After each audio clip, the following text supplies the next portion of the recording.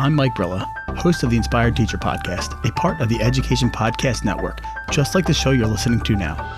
Shows on the network are individually owned and opinions expressed may not reflect others. Find other interesting education podcasts at edupodcastnetwork.com.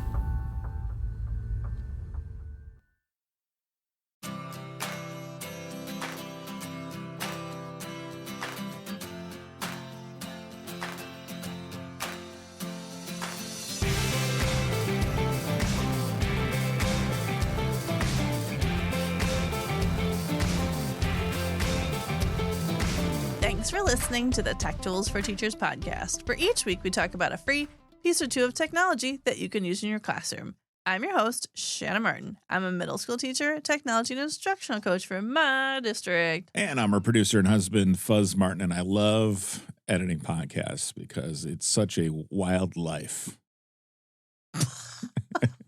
Really? No, it's not my best. Wow. Okay. I love editing podcasts. It's a wild life. Can you tell?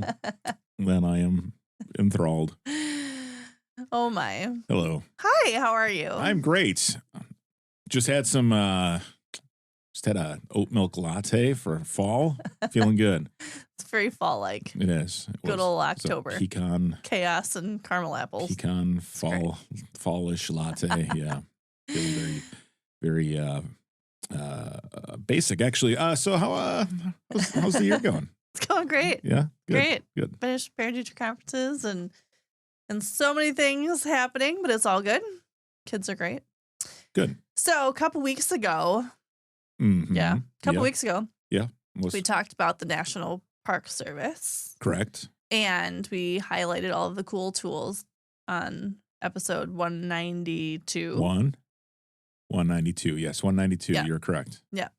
And so not coming back to that site, but a complimentary site Yes. to the National Park Service that is used often in the classroom and very helpful for resources. And I thought I'd share it this week, which is the National Wildlife Federation. Yeah. Hence where your wildlife pun came in. Yes, thank you.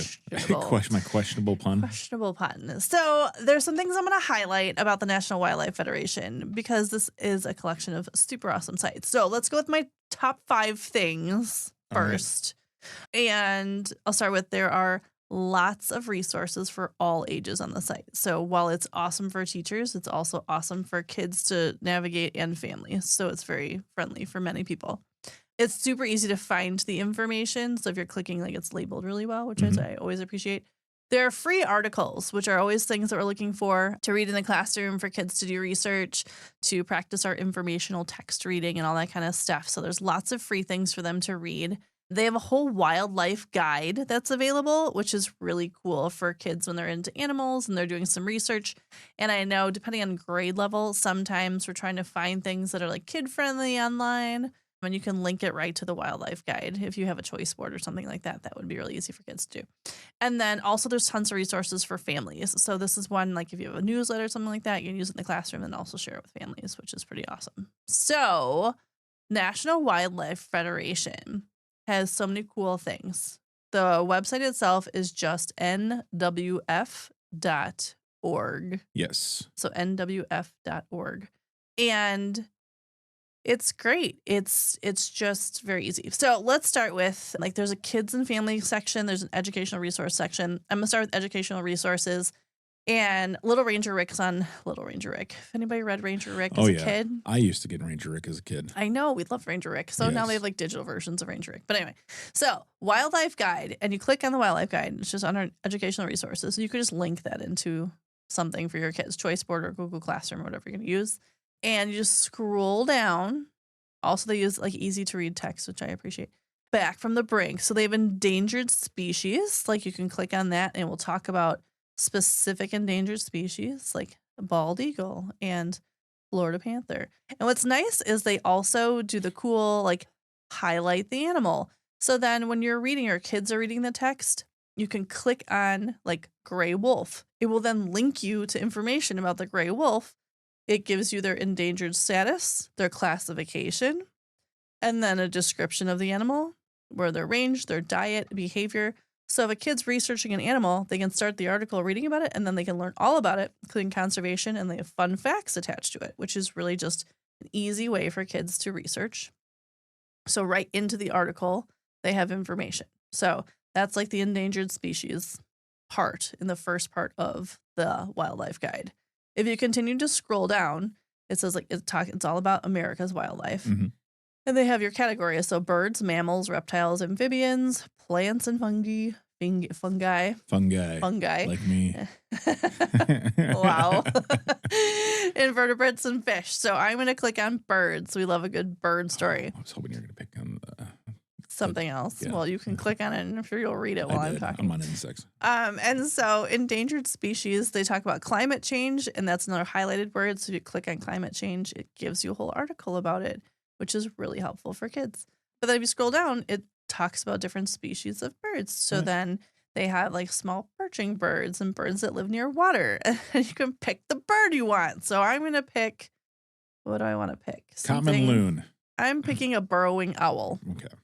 It's a hunting bird. Fine. So burrowing owl. Now it shows you on the little, they have a little like graph that kind of shows you if it's endangered or not, gives you the classification.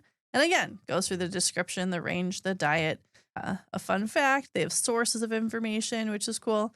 And then all of that you need. So each animal that they have within their wildlife guide has a whole little setup. So you could have a classroom's worth where every kid has a different animal or species that they're researching, that they're sharing about.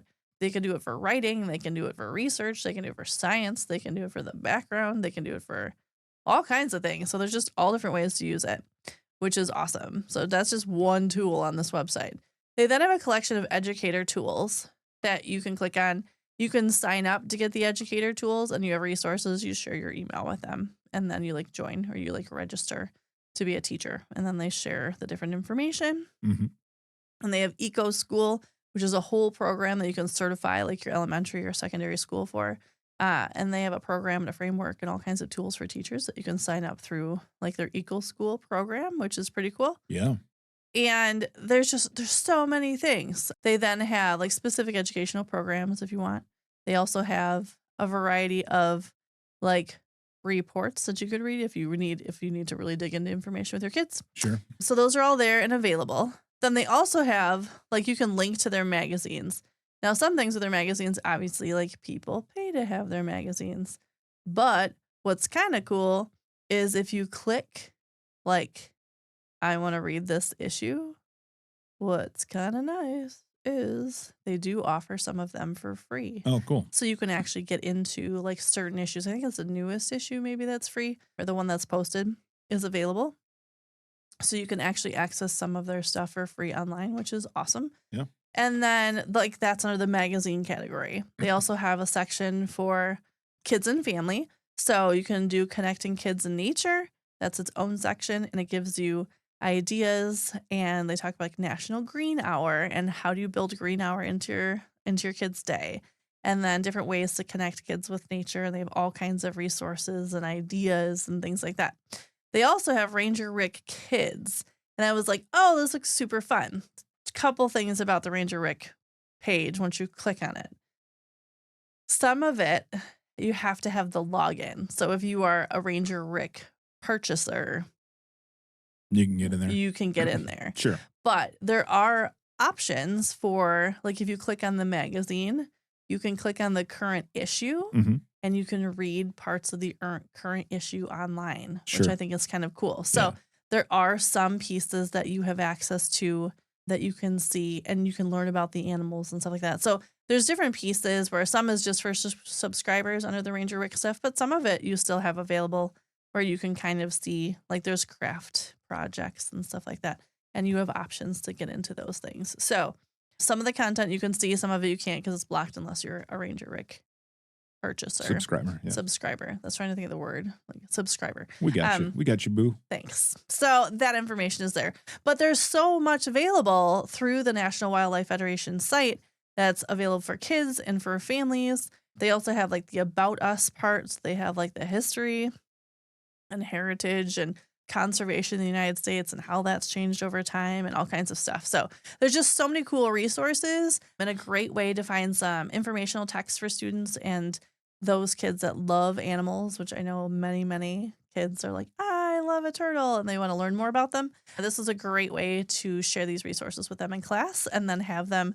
It's a good site that has information that you can direct them to that you know is coming from a good source of information. Yeah. So many things. And it's a cool, easy to navigate, like family friendly site to dig around in. Agreed. Yeah. Yeah. National Wildlife Federation. So once you're done with the national parks, you can go to the National Wildlife and we can do all the things outdoors. Yep. So again, nwf.org. There you go. By the way, I found a T-shirt on their thing that I'm definitely buying for our oldest daughter. Okay. It has a grumpy little chickadee with a hat on it. And it says, "Say it ain't snow." Oh, cute. And she's going to like that. Yes. By the way, if you like those like old school, like grandma has like a cardinal and like a snow setting, they sell all of those. And I think because those are back in style they now. are trendy, yes. Yeah. They've got a really good shop and it supports the National Wildlife Federation. That's amazing. Yeah, so while you're digging around as we get into the holiday season, there you go. Yeah. You can do that too and support a good cause. Yes, support a good cause. That's amazing. Well, thanks for tuning in. This has been the Tech Tools for Teachers podcast. If you ever have any questions, you can find the app formerly known as Twitter at SmartWI or on Threads or Facebook or anywhere else that you might find me on social media. If you want to get more information on the links to the technology discussed in this episode, you can visit smartandwi.com. If you'd like to support the show, please consider buying me a coffee or two. Visit buymeacoffee.com/smartandwi or visit smartandwi.com and click on that cute little purple coffee cup. Your donations help keep this show going. New episodes almost each week. Thanks for listening. Go educate and innovate. The ideas and opinions expressed on this podcast and the Smart NWI website are those of the author Shanna Martin and not of her employer. Prior to using any of the technologies discussed on this podcast, please consult with your employer regulations. This podcast offers no guarantee that these tools will work for you as described or will even work in that matter, but we hope they do. And we'll talk to you next time right here on the Tech Tools for Teachers podcast.